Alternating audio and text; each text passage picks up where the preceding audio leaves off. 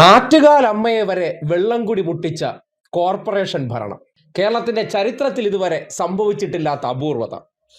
എന്തൊരു ശാന്തതയാണ്! തലസ്ഥാന നഗരത്തിൽ ഒരു മാസമായി കുടിവെള്ളമില്ല. തിരുവനന്തപുരം കോർപ്പറേഷൻ അധികാരമേറ്റ് 2 മാസം കഴിയുമ്പോൾ കയ്യും കാലൂട്ടടിക്കുകയാണ്. നാട്ടുകാർ കുടിവെള്ളമില്ലാതെ നെട്ടോട്ടമോടുമ്പോൾ അത്ഭുതങ്ങൾ സൃഷ്ടിക്കാൻ വരുന്ന, എങ്ങനെയാണ് ഭരണം നടത്തേണ്ടതെന്ന് കാണിച്ചു തരാമെന്ന അവകാശവാദവുമായി എത്തിയ തിരുവനന്തപുരം കോർപ്പറേഷനിലെ പുതിയ ഭരണസമിതി. നമ്മുടെ നാട്ടിലൊക്കെ പറയാറില്ലേ, ഈ കുരങ്ങന്റെ കയ്യിൽ പൂമാല കിട്ടിയാൽ എന്താണ് അവസ്ഥ? എന്ത് പൂമാല! കഴിവുകേടിന്റെ അപ്പോസ്തലന്മാരാണെന്ന് കേവലം 2 മാസം കൊണ്ട് നമ്മുടെ മുന്നിൽ തെളിയിച്ചു തന്നിരിക്കുകയാണ്. ആറ്റുകാൽ ഉത്സവത്തോടനുബന്ധിച്ച് ഭക്ത കുചേലന്മാരാണ്. ആറ്റുകാൽ അമ്മച്ചി തന്നെ തലയിൽ കൈവച്ചിരിക്കുന്ന അവസ്ഥയാണ്. ഈ ഒരു ഗതികേട് ഈ നഗരത്തിന് വന്നല്ലോ എന്ന് ഓർത്തുകൊണ്ട് ഇത്രയും ദിവസമായിട്ട് നഗരത്തിലെ കുടിവെള്ള പ്രശ്നം കോർപ്പറേഷന്റെ ഉത്തരവാദിത്തമാണല്ലോ. ഈ സർക്കാരിന്റെ തോളിലേക്ക് ചാരാനാണ് സംഘികളെല്ലാം കൂടി വെപ്രാളപ്പെടുന്നത്. അതായത് ഇപ്പോൾ കേന്ദ്രത്തിന്റെ ജൽജീവൻ മിഷനെ കുറിച്ചൊന്നും ആർക്കും ഒന്നും പറയണ്ട. എല്ലായിടത്തും കുടിവെള്ളം ജൽജീവൻ മിഷനിലൂടെ എത്തിച്ചു എന്നാണ് ഇത്രയും കാലം തള്ളിക്കൊണ്ടിരുന്നത്.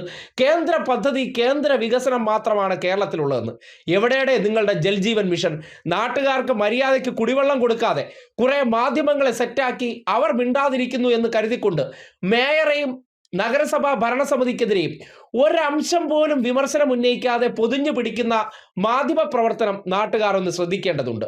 കുടിവെള്ളം മുട്ടിച്ച മേയറെ എന്നൊരു ക്യാപ്ഷൻ കൊടുക്കാനോ, അല്ലെങ്കിൽ കുടിവെള്ളം എവിടെ മേയറെ എന്ന ചോദ്യം ചോദിക്കാനോ, ക്യാമ്പയിൻ നടത്താനോ, നാടുനീളെ ഓരോ പ്രദേശത്തും ചെന്ന് വീട്ടുകാരോട് കോർപ്പറേഷൻ വെള്ളം തന്നു എന്ന പ്രതികരണങ്ങൾ പോലും എടുക്കാതെ ഈ ഗുരുതരമായ അനാസ്ഥ, ഈ ഗുരുതരമായ വീഴ്ച സംഭവിച്ചിട്ടും അതിനോട് നിസ്സംഗതയോടുകൂടി റിപ്പോർട്ട് ചെയ്യുന്ന മാധ്യമ പ്രവർത്തകരെ കേരളത്തിന്റെ പൊതുസമൂഹം ഇനിയെങ്കിലും തിരിച്ചറിയണം. ഇത്രയും ദിവസം ഇവിടെ ഭരിച്ച ഒരു ഭരണസമിതി, അവരെ കുറ്റപ്പെടുത്താൻ എന്തൊരു ആവേശമായിരുന്നു! എന്ത് തെറ്റും മേയർ ആര്യ രാജേന്ദ്രന്റെ പ്രശ്നമാണ്.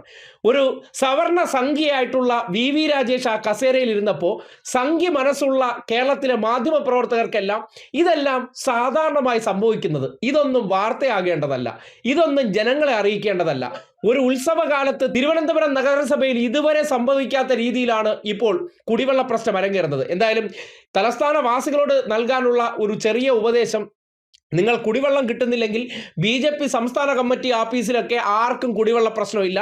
അവരെല്ലാം വെള്ളത്തിൽ കിടന്ന് നീന്തി നീരാടുകയാണ്. അതുപോലെ തന്നെ വി രാജേഷിന്റെ വീട്ടിലും